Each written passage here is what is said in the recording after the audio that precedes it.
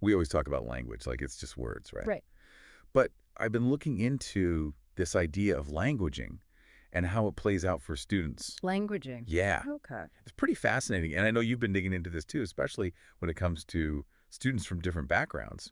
So I think it'd be great to kind of unpack that together. Yeah, I think it's so important to look at language as more than just like, Words. yeah, vocabulary and grammar. It Yeah. really is about like using language To learn, to understand the world. to make sense of things. Yes, exactly. So when we say languaging, like what does that actually mean? What does that actually look like? Well, you think about It's more than just words. it's more than just words. More than just sentences. It's really the process of Thinking. thinking, yeah, and interacting. Right. It's tied to your experiences, to your culture, Uh-huh. and it's not static. It's constantly It changes. evolving. Yeah. So thinking about like students specifically who are multilingual, who are learning in maybe a language that's not their first language or even in multiple languages. Right. Yeah. What are some of the things that they're juggling that maybe other students aren't? Right. Well, first of all, just imagine, Yeah.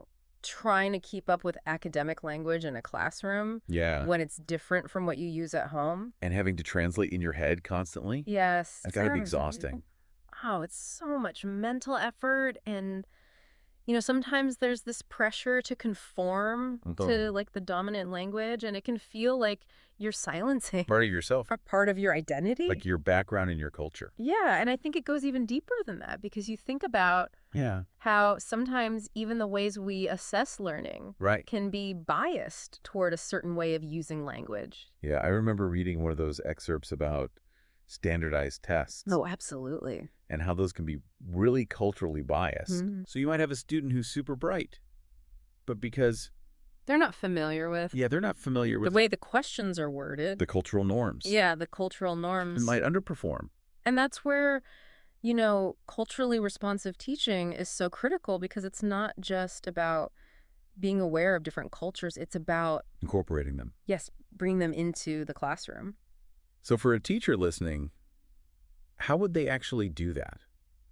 What are some ways to bring those different languages, those different cultures into the learning experience? Well, there are so many creative ways you could Yeah. encourage storytelling in different languages. You could create projects that draw on those backgrounds. Students can share their own experiences. And I imagine that would benefit all the students in the class, not just Absolutely, everyone learns. from those different perspectives. Okay, so we've talked about some of the challenges, but I want to shift gears a little bit and talk about the opportunities, because, oh yeah, there are so many. There are a lot of opportunities that come with multilingualism. So many. So what are some of the advantages that you've come across? Well, think about it like this.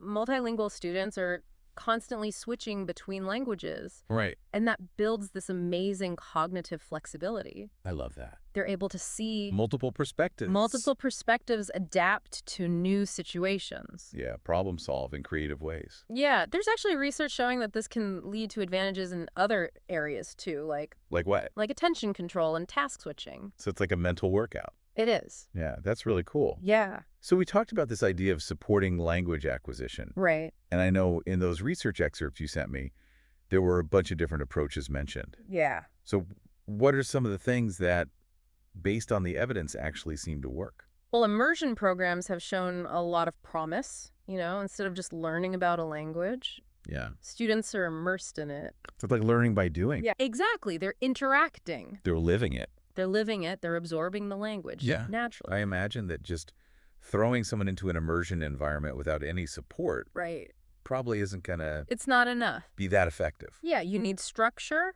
You need support, what educators call scaffolding. Scaffolding. It's like you're building this temporary support structure around the learner, breaking down complex tasks into smaller chunks. into smaller steps, Sure, giving them models and examples, feedback. So it's kind of like a safety net. Exactly. And as they gain confidence, you gradually remove those supports. So it's a gradual process. It is, yeah. We've talked a lot about the student experience, but one thing that keeps coming up in these sources is this idea of bridging the gap Yes. between different linguistic backgrounds. So how do we do that? Well, I think it starts with a shift in mindset. We have to move away from these deficit-based views of language learning. Right, like thinking that one language or one dialect is better than another. Exactly. We need to recognize and celebrate all the different strengths. The diversity, Yes, the the diverse. different perspectives. It's an asset, It's an asset. not a problem. So how do we create learning environments that really are inclusive, where everyone feels empowered to use their voice? I think it's about creating spaces where students feel safe to share their stories in their own languages, where they can compare different ways of expressing ideas, Yeah. collaborate on projects that draw on their diverse backgrounds. That sounds amazing. It really does create this rich, A tapestry. yes, a tapestry of learning. So to wrap things up, we've learned that languaging is so much more than just words. It's about how language shapes our thinking, how we interact with the world. It's about recognizing the challenges and celebrating the incredible opportunities that come with multilingualism. Yes? And it's about creating learning environments that truly value linguistic diversity. But here's something I want you to think about. Yeah. Think about your own interactions, both in and out of the classroom.